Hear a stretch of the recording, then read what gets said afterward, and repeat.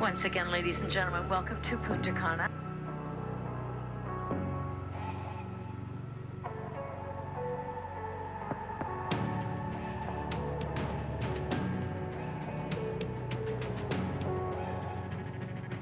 We were out on the boat earlier today, and I think Brandon might have said, well, man, what are we going to do when there's hundreds of us?